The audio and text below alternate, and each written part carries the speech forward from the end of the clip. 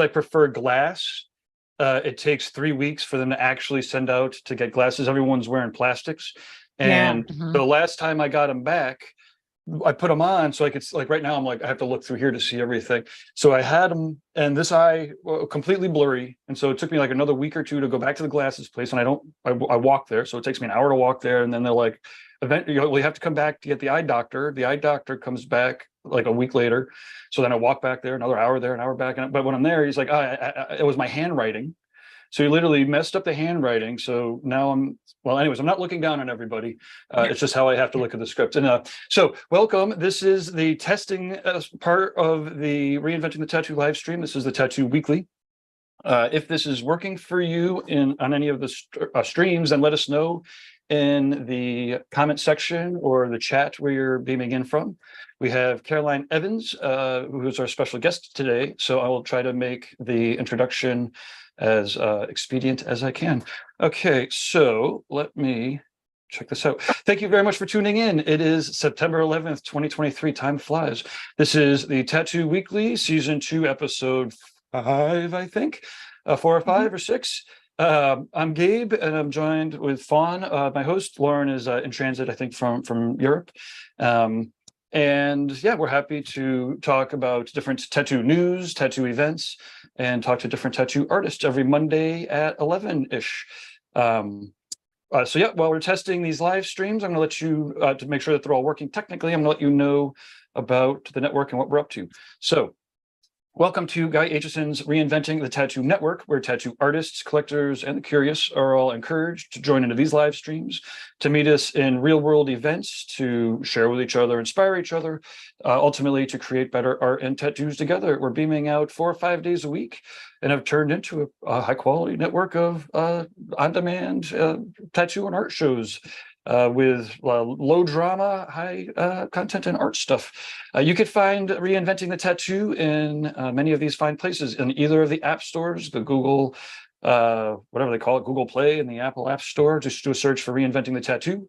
You could go to YouTube, do a search for Reinventing the Tattoo. You could go to the Roku, if you have Roku, do a search for Reinventing the Tattoo.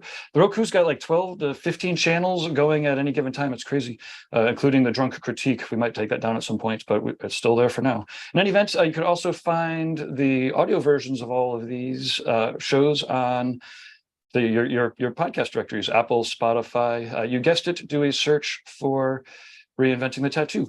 Now, no matter where you're watching from, live or on demand, you can always find the latest and greatest info at reinventingthetattoo.com, the website. There's a free newsletter that you could join there. We're going to spam you. There's a section you could have a guy send you advice about your goals. You tell us what your goals are, and then every couple of days there's an email that comes that addresses some videos and stuff to it. There's free classes. You can't learn how to tattoo for free on Reinventing the Tattoo, but there's free history classes, which are pretty awesome. Jay from the Northwest Tattoo Museum's got an awesome recent tattoo history. Then there's some like prehistory. It's pretty awesome. Any event, check out reinventingthetattoo.com. You'll also see the full schedule for all of the shows that are happening. That includes the Reinventing Drawing Group, Skill Building Sundays with Jason Leeser, 1 p.m. on Sundays. On Mondays, 9 a.m., these are all Eastern Standard. We've got Drawing for Tattooers with James Wisdom. That just happened. 11 o'clock is the Tattoo Weekly. Hey, that's us. 5 p.m. is Let's Talk Feelings. Sorry, Let's Talk About Feelings with Robbie Ripple. And then 9 p.m. is the Reinventing Subscribers group, who meets and draws every Monday night at 9 with different lessons and whatnot. And the Reinventing Subscribers are really the keep us all doing these things, right? The heartbeat of the reinventing community. And so yeah, you definitely go to check it out. There's the Canon, there's the Evolution that's going to be enrolling soon. So the Tattoo Evolution is going to enroll again, I think sometime in October. I think is right around the Tattoo Gathering. So I think the Tattoo Gathering will be like the last weekend of recruiting for the new Evolution class. Let's see. I think the next live stream I'm doing Wednesdays at noon for some of the Tattoo Now shows, sometimes live, sometimes just for the business group. But then every Thursday at 6 p.m. is the Tattoo Collecting 101 podcast with Fawn. Where you can see the background. It's awesome there. And they've got a great show that happens every Sunday. So quick sponsors who help make this happen and share it around. WorldTattooEvents.com, the largest, most comprehensive resource for tattoo events that exists. Tattoo Now, that's me. I do technology for tattooers. I'm looking for 10 more clients, and maybe not that's it, but I'm definitely looking for 10, and then I could settle down. And then, so yeah, tattoonow.com for that stuff.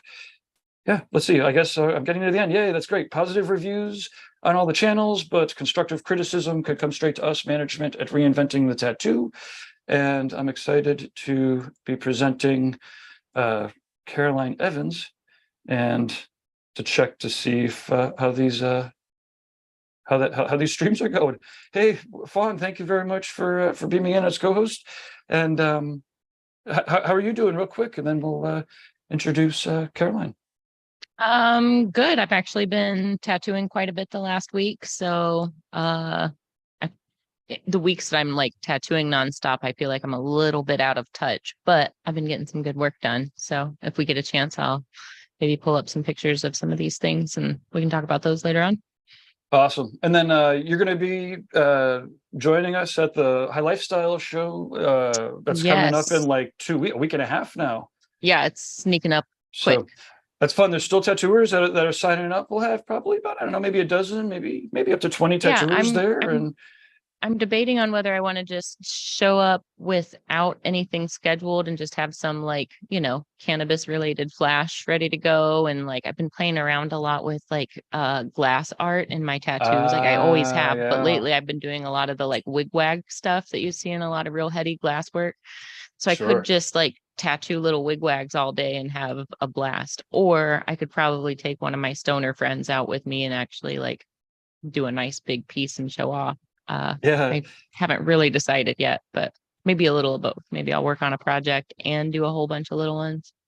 Yeah, it should be pretty fun. The crew of people that are coming out to the show, it's musicians and comedians, and I'm pretty excited. The guy from Clerks, one of the guys from Clerks is going to be there. I'm not supposed to even be here today, but awesome. Well, let's beam in. We've got Caroline here. She's been tattooing like over 25 years now, part of the APT on TV a couple times, but that's not necessarily the important part.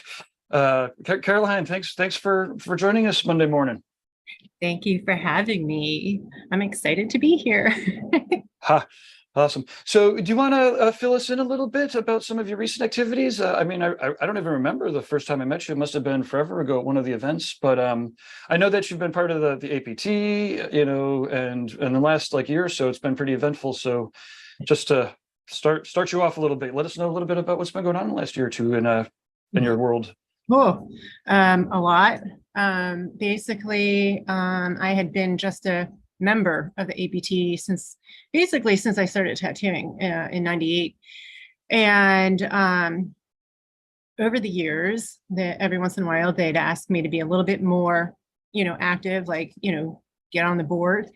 And I'd be like, nah, because I always had other stuff going on. And I was like, no. And so so eventually, eventually I said yes. And so I'm the board secretary now. And I've been doing that now. I'm in my second term. And good thing I did say yes at that point, because New Jersey made moves on their body art code. And they didn't really let anybody in New Jersey really know. And they, for some reason, deemed it necessary to let the board know. Like they emailed our home office. So then I became tasked with going through the proposed updates. And so I did that. So what is this? So like what happened in New Jersey then? So like what, like there was a law that was passed, or they were going to do more regulations, or? Yeah, they were proposing an update to the body art code. They instituted the body art code back in 2001. And I had only been tattooing for a couple of years at that point. And and shortly thereafter, 9/11 happened. So then nobody, is really thinking about, regulations and stuff like that. So, and so then on that front, for me personally, that sort of just, that went away. And, but then just like a year and a half ago, like New Jersey is like, hey, we're going to do this thing. We're going to let nobody know except for the board for some reason. And because then I'm in New Jersey, they tasked me with going through the proposed updates. So then I go through the updates, circle everything that I was like, I don't know about this. And, sent it back to the board. I reported back to, them, and they came back. So what kind of things did you find? Like, if I don't mind, if you can't talk about it, like, I'm just, I know there's a lot of other tattooers that are out there that, if they find themselves in a situation, if they're, searching for, state laws on tattooing changing, what were some of those things that you found, if you don't mind me asking? So one of the things at first, I think the first thing I came across was that they wanted us to now have a note to return back to work if we had anything respiratory. And it didn't even give any parameters, like saying, like, if you've been out sick for 3 to 5 days and need a doctor's note to return to work, stuff like that. It just seemed like extreme. And I was like, this is ridiculous, because like tattoo artists notoriously do not have access to affordable insurance. And, so then if you go to a walk-in clinic, it's like almost $300 to just walk through the door. And then that's not including if they're going to give you antibiotics or any type of scripts or anything like that. So I was like, this is no. I was like, that's a hard no for me. It's like, I can't ask an artist, especially if maybe they have charity care and they're going through the clinic system, like a sick appointment can take up to 3 weeks. Like, how is it that how am I supposed to tell somebody to sit home for 3 weeks so that they then can come in with a doctor's note? It's ridiculous. So I was like, yeah, no, we're not going to do that. And then the biggest thing I found was the language for the pigment section was not, we wouldn't be able to comply. Basically, they wanted to take the FDA's checklist that they use for our pre-market dry pigment that goes into the ink. I wanted to like apply it then to the aftermarket ink product, but it's something different. So then if you use that language, we can't comply. So so that us, contesting that then triggered them to do stakeholder committee meetings. Yeah, I was going to say, so like, how did you do that, right? So it's like such a tricky thing to like go to the state who's making regulations and be like, these are wrong. It's not like we don't want to comply. It's just like, these are wrong. Like, these don't apply, and it's but they're the law, right? So like, how did you do that? So that was during the public comment time frame that they had, because they sit there and they put out their notice, and I'm saying it in quotes because they put it out onto NewJerseyRegistrar.com, and it's basically like nobody knows this website, so nobody knows that the public notice went out. Like, we knew the public notice went out because they emailed the home office, and so then they give you a time frame with which to respond. So we responded as a group, and my name went on the signed off on it because I'm a practitioner in New Jersey. And that came back where they were like, okay, that they're, not going to push through some of the language of one portion of the pigment section, but they did let some other stuff go through. But then this kicked off now that they're like, oh, okay, now maybe we need to get a group of people together to now talk about this. And they call that a stakeholder committee. And so now I've been going there, and it's with the two officials from the state health department, and then the some of the inspectors or the head inspectors at the different counties. And so I'm the only person in the room. It's awkward.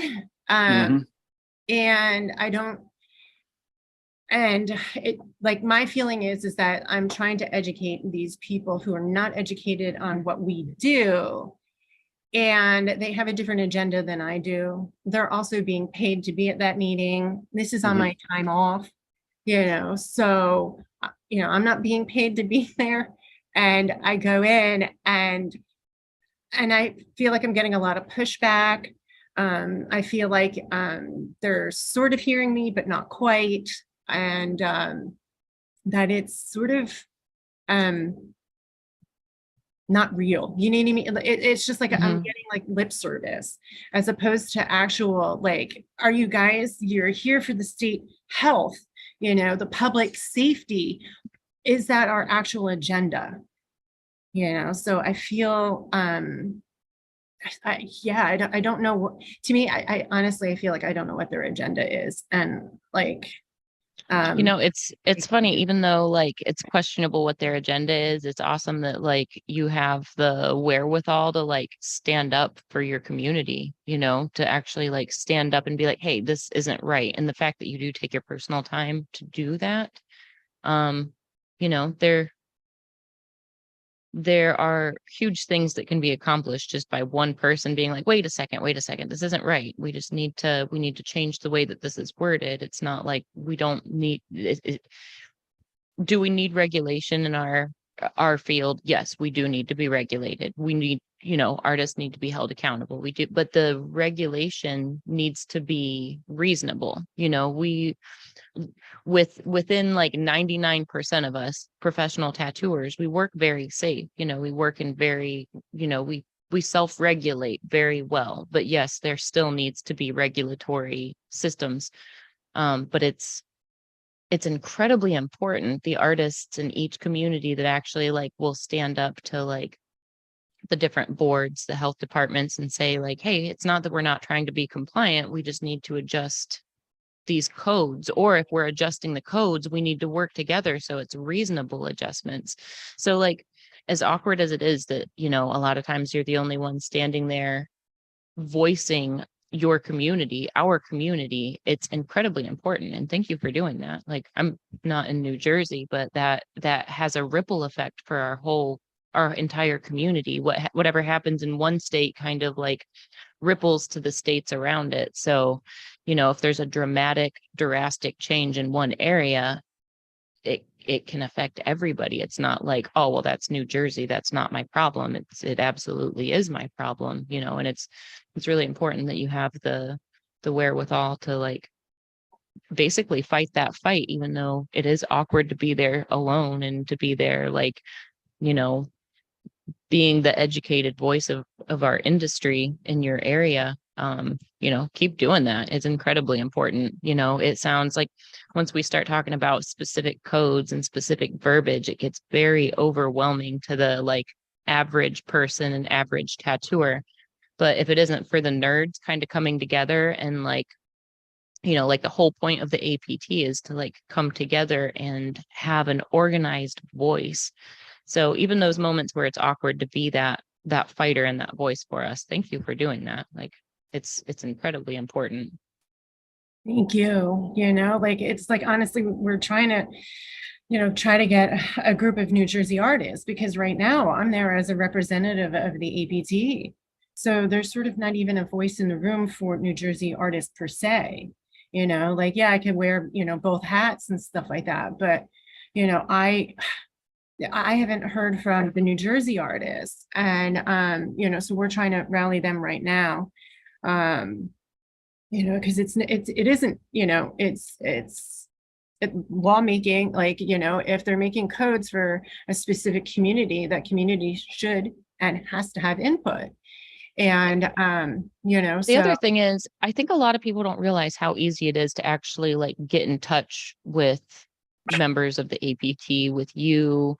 I saw a picture of Ben Shaw a minute ago. Like, you can actually like literally reach out to you guys on Instagram, and then you'll get the links to the Discords and you'll get the invitations to whatever you want to be a part of. But it's literally as easy to reach out as any way you can think of. Like Instagram, Facebook, anything like that is a great start. You'll get pointed in the right direction. But I think there are artists, and even young artists, you don't have to like have been in the community for years and years. You just have to care about your community enough to get involved. If you've only been tattooing a few years, no better time than the present to get involved and start learning about how our industry works and how it's evolved and how it's currently growing and the changes that are currently underway and happening right in front of us. Yeah, yeah. Like I honestly, before I even started tattooing, I was going to tattoo conventions, and the APT did have presence there, and so I was already had the impression that it was important to be involved with them even before I even started tattooing, and yeah, and you're right about how like one state will affect other states, because I know that this isn't only a problem here in New Jersey. The other portion of our code that the APT has found fault with is the separate designation of permanent makeup. They have separate designation and a vast gap in training hours, and it's the same procedure. The state is telling me that they were told by somebody that it's something completely different, and that, so that there's something different, but they're not, they're tattooing your face. And they only need 100 hours of training, and to do a tattoo apprenticeship, you need to have 2,000. So there's a 1,900 hour gap in training. And now I'm hearing that like their trade organizations are teaching tiny tattoo classes. So, and they're advertising them as not real tattoos because they don't have thick, bold lines, and it's like, well, that's semantics, because in our world, that's fine line tattooing, and it's tattooing. At the end of the day, it's tattooing. So I haven't gone into another meeting yet. When I had brought that up, we were in the last 10 minutes of the last meeting, and they were asking me, okay, what other portions of the code do you want to discuss? And I brought that up, and they completely, freaked, and that was it. So now I'm sort of left with the impression that I got myself kicked out of the room, because I go to the Wildwood convention that's here in New Jersey, and both of the people who are at the state level that are in these meetings with me were there, and nobody came over to say hi to me. So I'm like, and it's like, is it now because they're getting resistance and that I'm not just being compliant and saying, hey, the code is great, here's my thumbs up, like now they're like, oh wait, well, we don't need her, so I'm sort of like in a little spot, like I'm like, but I know that there are scientific studies out there that do back up that like PMU is tattooing and stuff like that. So I just got to find those and bring them, email them to them and say, hey, like this is the deal. It's funny how important the like correct verbiage is when it comes to discussing and like dissecting code, like the difference between the like the two words insertion and injection. Like they can't be used synonymously. And I see that that's one of the debates that goes on kind of endlessly. We're not injecting into, we're inserting and leaving behind, it's funny. Yeah, anytime you're inserting something into the skin permanently, if it's below the surface, that's a tattoo. Like beyond that, it does just kind of become semantics. Like, is it a different kind of tattoo? Well, maybe, but it's still a tattoo. It's still depositing ink into the skin. Yes. Yeah. Like they were sitting there throwing down, oh, it's a different skin layer. It's not, except for the microblading, which to me is not even, shouldn't be a thing. And they were also like, oh, they have different trade organizations. Okay. What's that mean? That doesn't mean anything to me. And then they were also saying that they use different pigment. Not really, and that they use different instruments. So then I'm like, oh, okay. So then the tattoo that I got in Thailand done not with a tattoo machine is not a tattoo then, right? Like it's interesting, like the way that they're viewing, and they're viewing it from the outside. They don't know. Somebody told them this, so then they're going with that. And do you have any idea who those outside influencers are that are telling them that? Is it like just whoever they're hobnobbing with, or whatever benefit they were at the night before, or is it like pharmaceutical or like, Curel companies or? No, it's nothing yet. It's not like Maybelline, which to me has been amazing. Like that, the current advertisement that I keep seeing on YouTube is something that the makeup that they're calling tattoo. And I'm like, awesome. Like that's not a tattoo, but okay. But yeah, no, I have an idea who this individual is, and they were financially gaining from how the code was put in place 22. Yeah, well, Yeah. that's it's one of those things where, like, working with the government, and again, to Fawn's earlier, thank you, because if it wasn't for you there, then when you're there alone, then there wouldn't be anybody else there. And the couple times where I was doing government, meeting-y things, and I have a great town. Like, there's actually some really cool. I have friends that are politicians in town, which is fucked up to say. I don't mean it, but it's true. Yeah. They are politicians. I mean, they're part-time politicians. They have real jobs, But a point is, after like 5 or 10 minutes of listening to some people talk, I was like, wait a minute, why are these people still talking? Like, who's giving? Like, they're talking gibberish. And then I was like, oh, people who no one else will listen to will often go to the government because the government has to give you space to talk, or for some of these things. And so to that point, then it just fosters often a culture of politicians that are like, well, I don't need to listen to all these maniacs that are just they're half the time for their own weirdness. Anyways, it's such a complex thing to navigate with so many different people having the different motivations. I suppose, like, to kind of your point, like, we've just got to get more people that are to organize, but then it's it's such a difficult thing to organize any particular group of people. But how does the APT do that? Like, I guess what's the elevator pitch, or so why should tattooers join the APT, I guess, is the question. I missed the memo on that. I know that they just put that out because like we are because like the FDA, the government views like the APT as like a constituent base. So having our numbers elevated and stuff like that, it would be amazing, because they are looking at us. We have people from the FDA, people from the WHO that are looking at us right now, because not only am I dealing with stuff on the state level here in New Jersey, but we're dealing with the federal, with the MOCRA. And so basically, to join like the APT is to get like a group of us together and stuff like that. So if we have to go to, lobby in DC, like we have the numbers, like not only in membership numbers, but also like in money, like lobbyists are expensive, we're also the APT is evolving just as the industry is. Like tattooing is nothing like what it was when I got involved 25 years ago. It is crazy these days, like where it is at. Like I can't even, like, I never saw it here, so it's just like.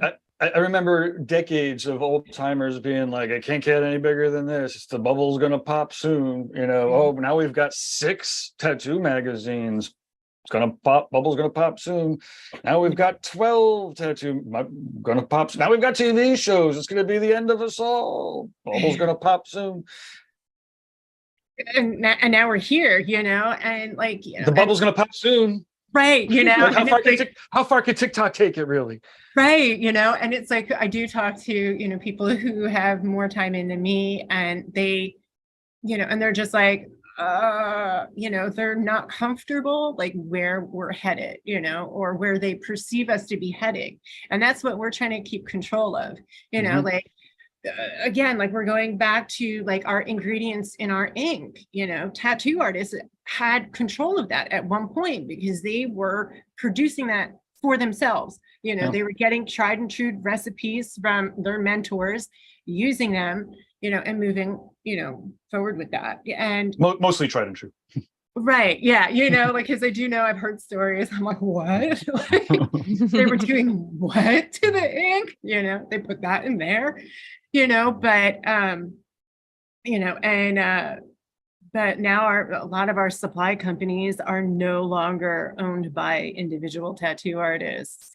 And it's these like holding companies that are just like grabbing, a supply company as an asset, and Mhm. and they don't know anything. And so then they have these companies now that contract you out as like as somebody that knows stuff, and that and they have to consult with you as a consultant, to find out about, hey, what's going on with the tattoo industry, because we don't know, because we're too busy with Sure. 15,000 other companies. So yeah, so they're consulting with people, but then who are these people that they're consulting with? I actually know I got every once in a while opportunities like that will come across my my email. So if I can, I usually put it. I like to be paid as an expert to voice my opinion for sure. Yeah. But again, I think to your point, they do blast out people. Like I said, I got an email not even 2 weeks ago from a company, from a corporation that was looking for an area expert. I believe they were like a cosmetics company. Okay. I didn't actually pick up this particular gig, but I guess to your point, you kind of don't know, like it could end up being, okay. So I guess in this case, what I would say is, and I think this is what you're saying, they'll hire a company that's like, go find me experts, right? And so then that company goes and they just do a Google search for like, find me tattoo experts. And then they call the people who show up on the top. Sometimes, in my case, I think that's good. But sometimes it could just be, again, somebody that's in it for themselves, or, has a company that's designed to generate profit, not to generate goodwill or whatever it might be. And sorry, when you said that, I was like, wait, I know the answer to that. Right. Yeah. Well, that's what, I had actually signed myself up for one of these companies, because I think I got an email too.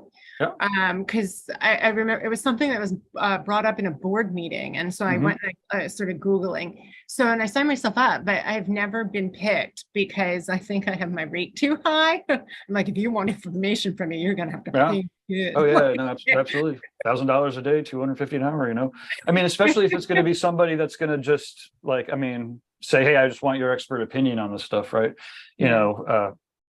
So sometimes I joke for consulting. Actually, I don't want to talk, but sometimes I'll joke. It's like $1,000 for every year that you've been in business. So like, if you've been in business a year or two, it's not going to be that hard to like set things straight and put some processes in order. 5 years, okay, it's going to be a little bit of an oomph. To 10 years, oh man, we got like 2 months worth of problems, or of things to like correct. But if you don't have your business yet, I'd almost give it all to you for free. Just be like, you know what, this is everything I know. Like the best time to implement it is before you get started, obviously. Anyways, so shall we talk about Mokro just a little bit more, and then maybe try to get to some nice, pretty things before the end of this, or are we just going to delve into the sludge of the government fucking steamrolling us, with corporations' help? So, Mokro. So the federal government implemented this law, Mokro, the Modernization of the Cosmetic Act, in December, and they decided that they were going to do this update because it hadn't been updated in 80 years. And so we fall under that umbrella. And of course, and again, it is looking at our, the ink, but also the aftercare. And I don't think the bandaging, I think that's considered a medical device. So then the bandaging is not under that umbrella. It's just like our ink and our aftercares. And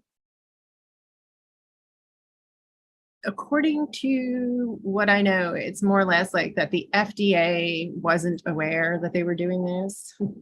And so the FDA is looking at the APT to help them get good science or make good science, so that we don't end up where the EU ended up.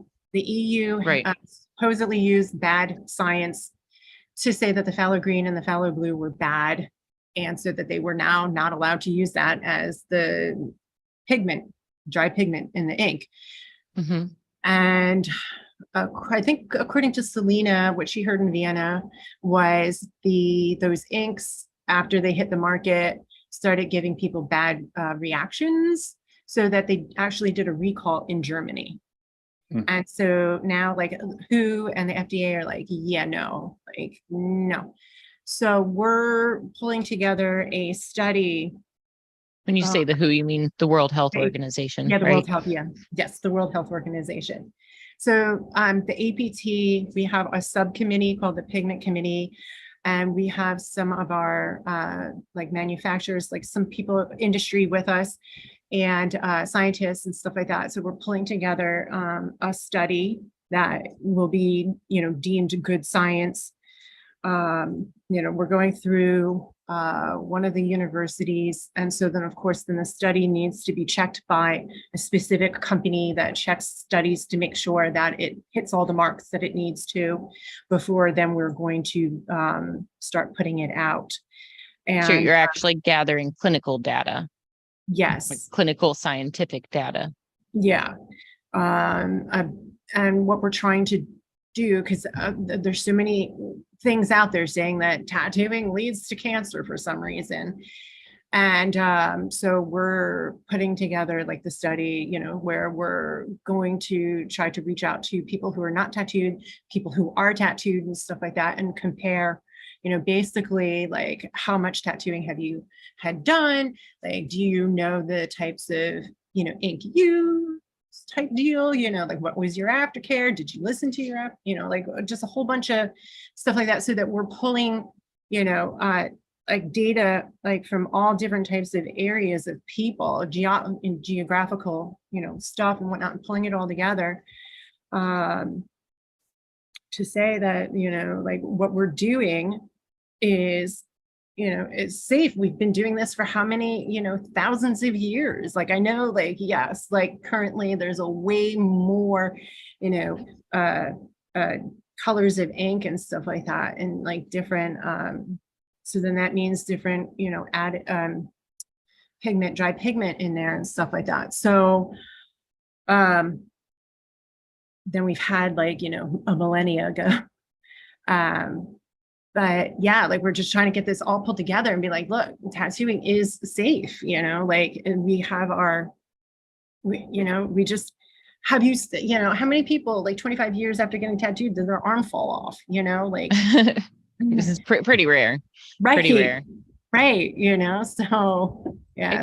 It just kind of goes back to like as a community and as an industry, we've done a pretty good job self-regulating all of these years. And, and I think that's part of what makes it so scary to have the government get more involved when they're coming from an area where they're lacking knowledge to even really criticize, like and I feel like that's a good thing. That's the point that I'm making. It is an industry. I think we've been self-regulating that well enough that the incident of injury or the incident of like an actual bad reaction, like allergic reactions, are rare nowadays to pigments. I'm not going to say they don't happen, but they're very rare. It's not like in the 60s, 70s, 80s, 90s, where everybody was making their tried and true formulas. Like now, the ink manufacturers really care to put quality products out there.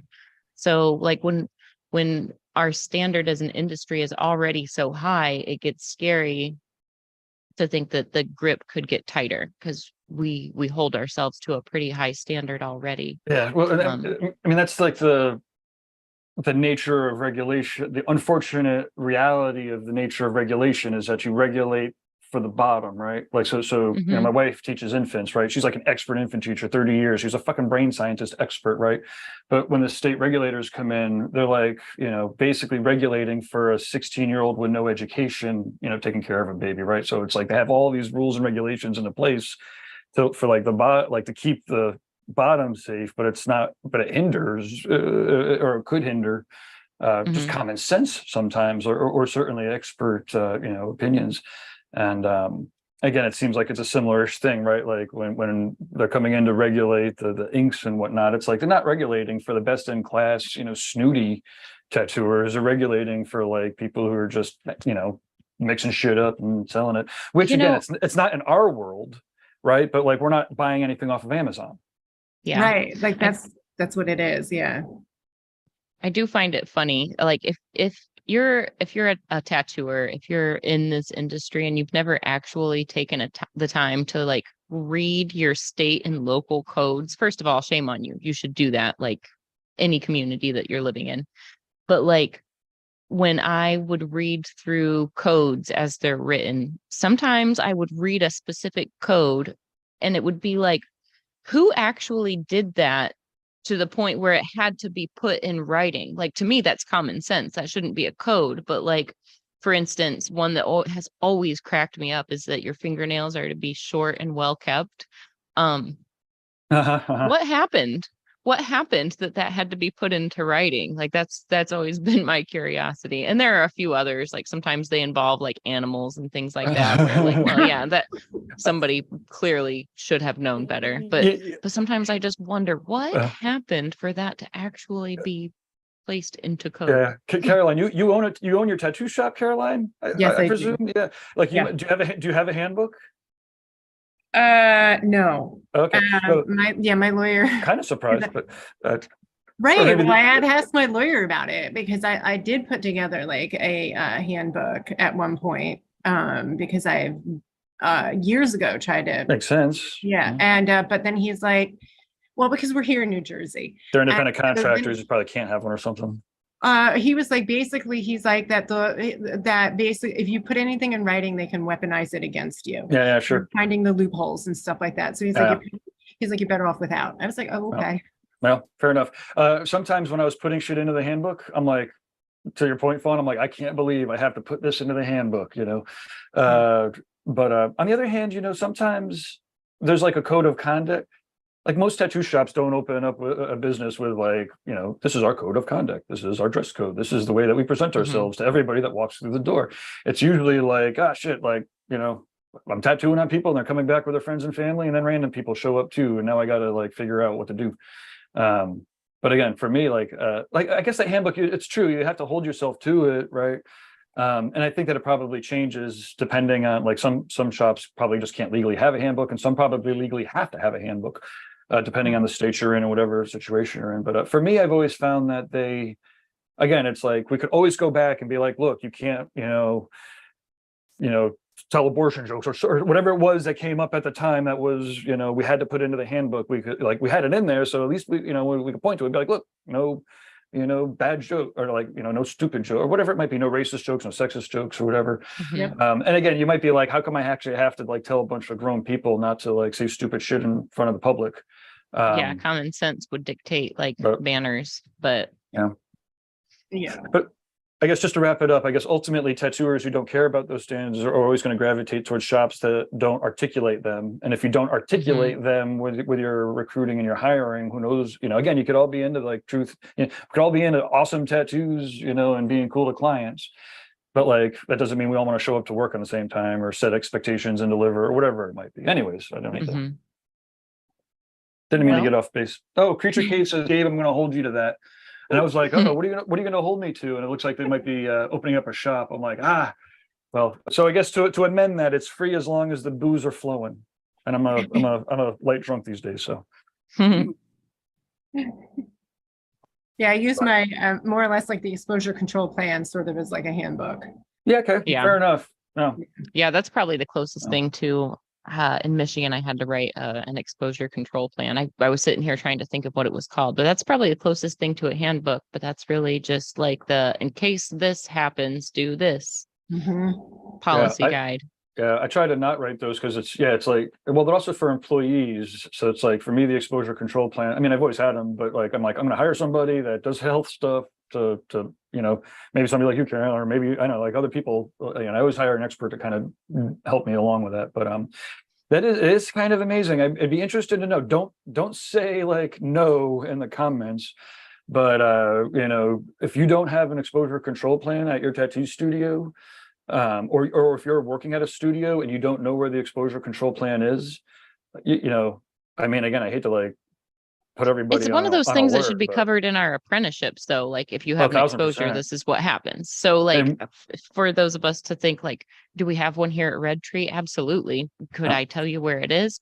Yeah. The office somewhere? Like, Yeah, well, there you go. That's good, right? But like, and again, ultimately, once a year, you should be going through it with everybody, letting everybody know where it is. Because, and I gotta say, when there was a needle stick accident that happened, and the exposure control plan was there, they knew where it was, they went through the steps, they had the phone numbers. I mean, again, I don't, Mhm. do we know the exact, I mean, I don't want to like pop quiz anybody here on a live stream here, right? But like, what are, if you get stuck with a needle poke, what are the fucking 6 steps that you're supposed to take in order? And how long do you soak it? And what do you soak it with? All that stuff, right? Boom, boom, boom, boom. They called the right doctor. I Mhm. was fucking ecstatic, that we had that, right? And again, if 3 or 4 years earlier, it would have been like, well, everyone takes a bloodborne pathogens course and kind of knows what to do, right? Yep. So in any But event, having just that like I said, having that accountability helps. The Yeah. layer of accountability. and then Yeah, it's the lawsuits, right? And it's like, man, like everything's fine, like everything's always hunky dory when things are cool, but it's like when they're not cool that you need to have your shit covered like that. And it's also responsible, Mhm. just to keep keep everybody nice and safe, right? All of a sudden you drink from the fucking rinse cup, like, okay, wait, what are the steps I'm supposed to do again? Um, not do that. Um, Fair enough. Yeah, the APT, they have a template for an exposure control plan Awesome. when you would actually get your hard cover book, like when you would go in for the class, like they had it in there. So I think it's digital. Like when you sign up for the bloodborne training, I think you get the digital copy of it. Like, because I have so many copies at home because I've been taking this class and I'll forget to bring my binder. I'll forget to pack it. So then I have to get another one. So I have so many, so when I'm doing the digital, I'm not even looking at what they're giving me digitally. So I always just have my book with me and I just keep going through, highlighting new things, writing in new notes, because every year there's new stuff that comes up, so my books are very, very Yeah. worn and used. I mean, we used to make a full day of it, right? So we would do the bloodborne pathogens, then we take a break, and then we do the exposure control plan for 40 minutes or whatever it would be. Again, to review it with everybody so everyone knows this is where the eye washing station is, this is where this is where the MSDS sheets are in the exposure control plan behind the front desk, wherever it might be. And then we would do like a black and gray seminar or like a color seminar, like or some other seminar that we would run with it potentially. And that way other area artists would kind of come in if they needed to get their bloodborne pathogens. And so it's and to your point, like every year something's happening. There's always a little tweak here or there. And I don't know. Anyways, I always thought I was always happy to have it implemented. And then that exposure control plan is something that like I said, it's cool. Anyways, it is different than the handbook, right? So the handbook's going to be like, you can't come to work smelly and fucking stink up the place. Yep. Right. Again, you could, kind of guide the direction of the humor, and again, if you want to, have dark humor and blast heavy metal, I would suggest go for it, man. Just put that in your handbook and put that in your recruiting material, and your advertising, right? Like, so you're not bringing in, folk hippies to the, Metallica. I guess Metallica's, that's a whole nother can of worms. Oh, okay. I saw I'm really happy. I saw that Corey Miller tattooed fucking James Hetfield. But I was also just thinking in my head, like, that would be like so crazy weird. It'd be like, oh man, like you're James Hetfield. You were so seemingly pure at one point, but you have seemed, and I wouldn't want to be just like, I don't even know what I would say. Anyways, I was happy to see that. And they got backstage and everything. It was great. I'm ecstatic that James Hetfield is getting great tattoos by great artists. Yep. At this point. Pretty awesome.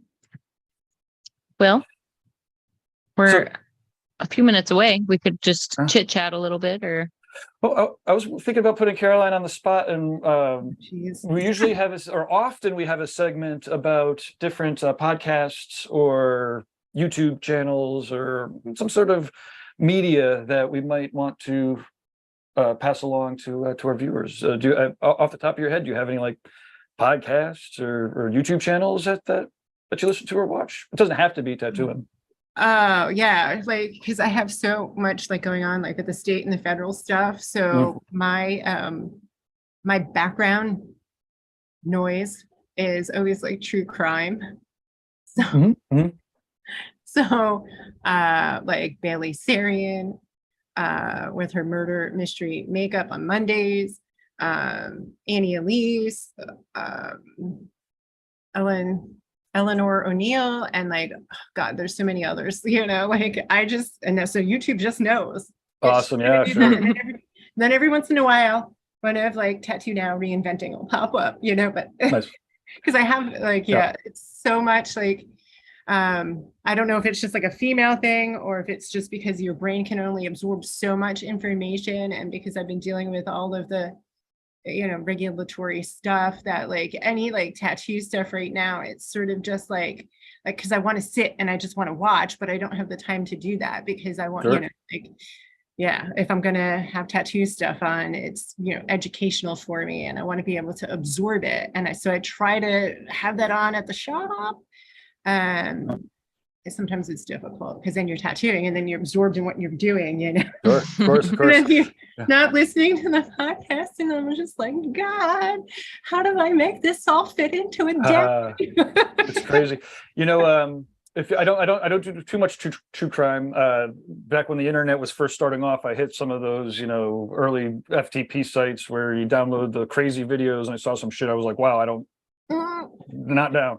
But one crime thing that I do listen to is Darknet Diaries. The Darknet Diaries. It's all computer geek hackery stuff, right? So I'm a computer geek hackery kind of a guy. Yeah. But it's awesome because, well, for one, it's also very useful to know about the current hacks and schemes that are out there, right?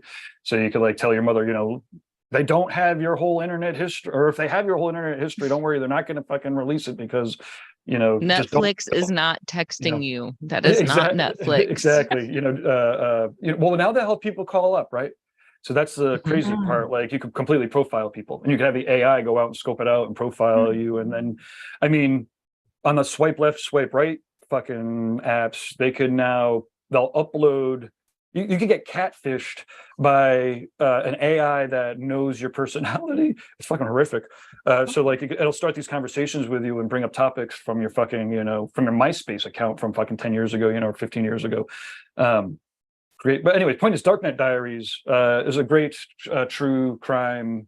It's all computer geeky stuff. But on the other hand, it might be a little bit different, right? So it's not like some people will die and get murdered and stuff. But for the most part, it's people that are pushed to the outskirts or kind of outliers that can use computers to their benefit. And often they're going to just prey on not stupid people, people that are not experienced. Yeah. And then often the people that we're talking to are people that have switched to the other side to help protect people against, said crime. And so that's my recommendation for a crime podcast would be the Darknet Diaries. And then Fawn, do you have any true crime? Or... It's not a true crime podcast or anything, but it was brought up earlier. The tiny tattoos. John Nelson, do you guys follow his Instagram reels? He has all these like satire videos and stuff. But anyways, he had this group of kids walk in. I was looking on his page. I can't find it right at the moment. But this group of kids walk in, and he's got the group of kids there, and then the people that he's working with. And they're like, yeah, we want fine line tattoos. And he's like, we do permanent tattoos. They're like, yeah, but we want like, the fine line ones. And they show him pictures, and John's like, yeah, we do tattoos that last, that are tattoos. But it's just funny how much like all of the sudden that's been coming up in conversation. The fine line tattoos as a style or genre. We're gonna have a whole conversation about this maybe Thursday. Voila. Awesome. Yeah, every once in a blue moon, there's been like 3 times in my life where I've been like, why do I, like, 'cause I don't tattoo, obviously. So it's like probably 10 times the amount of work to like, kind of barely make a living in the space, right? And I'm like, why don't I just tattoo hipster fine line shit for fucking, $300 a pop? Like I know how to use the internet to create a demand.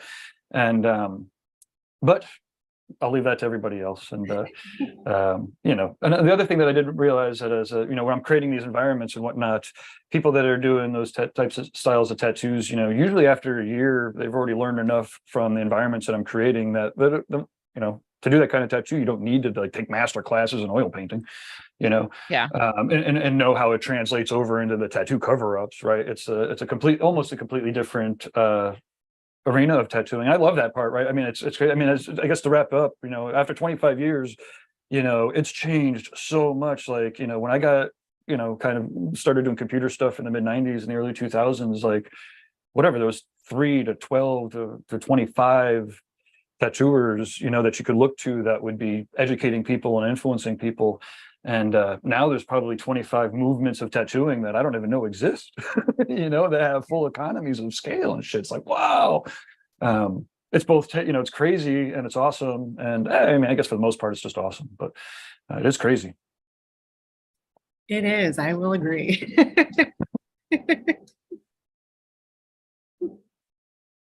Okay, Well- shall we do our sign-offs? Sure. Oh, and we're gonna wrap up with I have a video for the Paradise Tattoo Gathering that I could share on our way out. So people shouldn't quit just yet.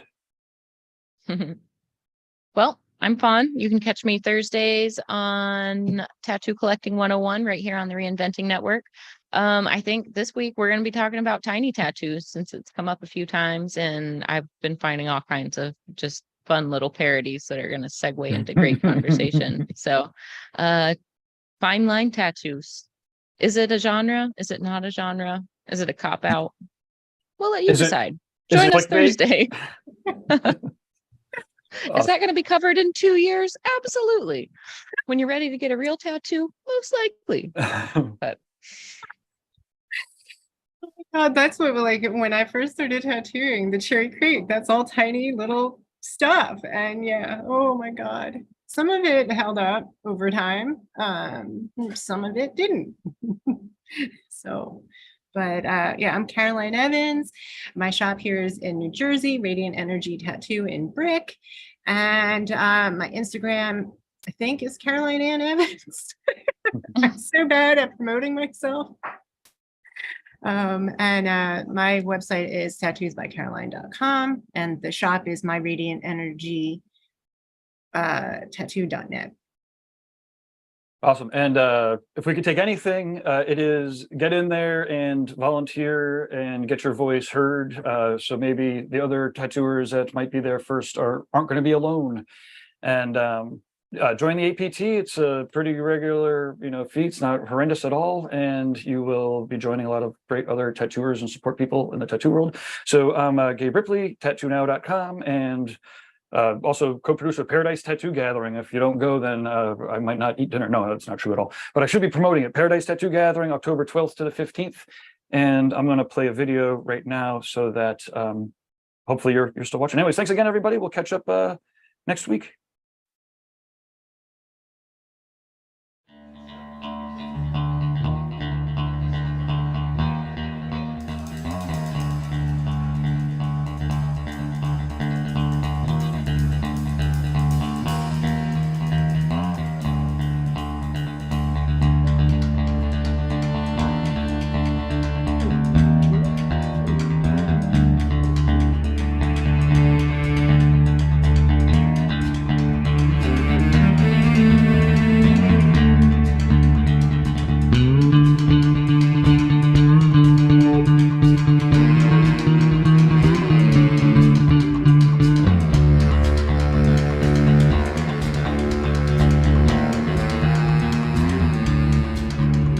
Going down to the river,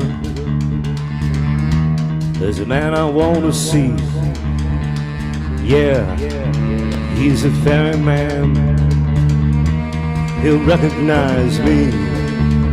Going down to the riverside, there's a place I want to be. Gonna talk to the ferryman,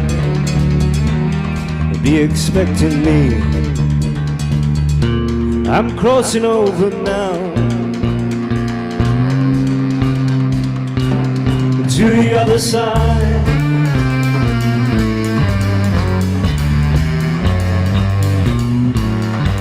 The other side.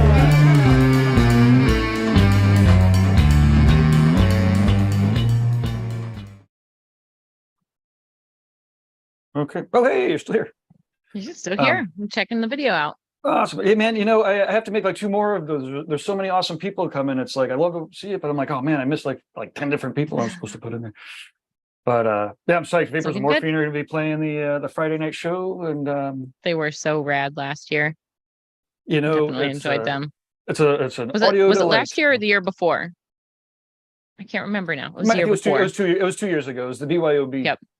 And, That's when it was. That that's was wonderful. That was like Cool. smack dab in the middle of COVID. So anyways, we'll have fun, everybody. We'll catch up in the near future. All right.